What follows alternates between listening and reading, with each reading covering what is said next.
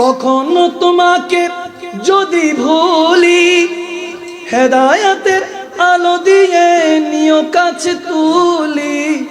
ক্ষমা করো মায়া করো, ক্ষমা করো মায়া করো হে দয়াবান, তুমি রহমান তুমি মেহেরবান। ঠিক না?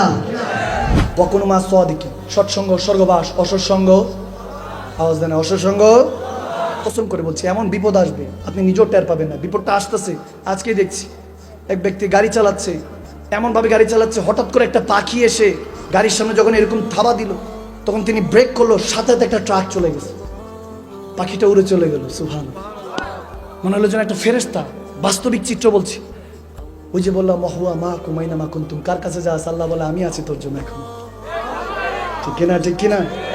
আমরা যখন দুরূদ শরীফ পড়ি, আল্লাহুম্মা সাল্লি আলা সাইয়্যিদিনা মুহাম্মদ ওয়া আলা আলি সাইয়্যিদিনা মুহাম্মদ ওয়া বারিক ওয়া সাল্লিম, যখন আমরা দুরূদ শরীফ পড়ি সুবহানাল্লাহ, আল্লাহুম্মা, আমরা আল্লাহকে বলি আল্লাহ তুমি পাঠাও, আমাদের পাঠানোর তৌফিক নাই।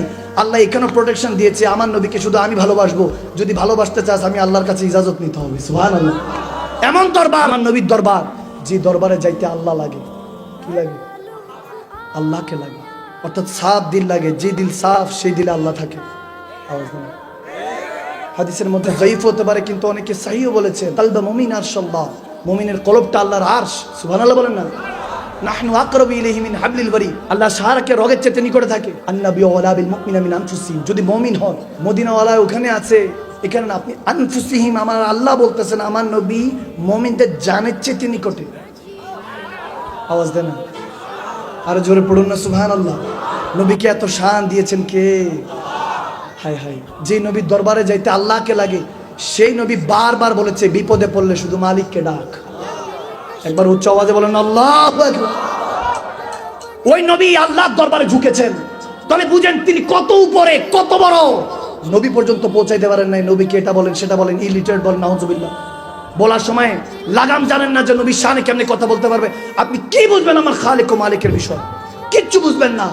আপনার ওই ফ্যামের মধ্যে, আল্লাহ কলবের মধ্যে আপনার খাতামুল্লাহু আলা কুলুবিহিম মোহর মেরে দিয়েছে। এখনো সময় আছে। আল্লাহ আল্লাহ রাসূলের দ্বীনের পথে সাচ্চাভাবে ফিরে আসুন। আল্লাহও জিন্দা, বান্দাও জিন্দা। ঠিক কি না? তো সব যখন জিন্দা, নবী কিভাবে মুর্দা? হ্যাঁ, আল্লাহ তাবারক ওয়া তাআলা এই সমস্ত কথা থেকে আমাদেরকে হেফাজত করুন। আল্লাহ আমাদের জ্ঞানের মধ্যে, বুঝের মধ্যে বুঝ দান করুন। আল্লাহ আমাদের বুঝের মধ্যে বুঝ দান করুক। আমিন বলে। বুঝলে সোজা, না বুঝলে বোঝা। ঠিক কি না? আলহামদুলিল্লাহ, সকল ঘরানার মানুষ আমাদেরকে মহব্বত করে দোয়া করে, বলে শেখ এটা যদি সুন্নিয়ত হয় তাহলে এই সুন্নিয়তটা দরকার, এটা যদি সুন্নি মুসলমান হয় তাহলে এটা দরকার। আমরা ভণ্ডদেরকে ভণ্ড বলতে জানি, আমরা বীরদেরকে বীর বলতে জানি। আলহামদুলিল্লাহ, আলহামদুলিল্লাহ। বলা ফাখরা, অহংকার, তাকাব্বুরি নয়। আল্লাহ তাবারক ওয়া তাআলা আজাজিল থেকে, শয়তান থেকে মুসলিম উম্মাহকে হেফাজত করুন। আমিন বলেন, আমিন বলে। আজকে রাতে একটা কাজ করবেন, সে কাজটা দিয়ে যাচ্ছি, ফজর নামাজ পড়ে অন্তত সমস্ত মুসলিম উম্মার জন্য দোয়া করবেন। দোয়া করবেন। দোয়া হাতিয়ার, তলোয়ার মতো সমস্ত পেরেশানি আল্লাহ কেটে দেয় ওই দোয়ার মাধ্যমে। সালাউদ্দিন আইয়ুবী মসজিদে আকসা ফাতহ করার পরে কেউ একজন খবর নিল যে দরিয়া দিয়ে কাফের ইসাইরা আসতেছে হাজার হাজার সালাউদ্দিন আইয়ুবীর সাথে যুদ্ধ করতে। তিনি দৌড়ায় গেলেন একজন শেখ তরিকাতের কাছে, একজন বুজুর্গের কাছে।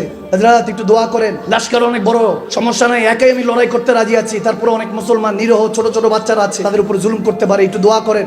সারা রাত তিনি কান্না করলেন। সালাউদ্দিন আইয়ুবী হয় তিনিও কান্না করলেন। দেখা গেল ফজরের আজান শেষ হলো, নামাজ শেষ হলো, দোয়া শেষ হলো।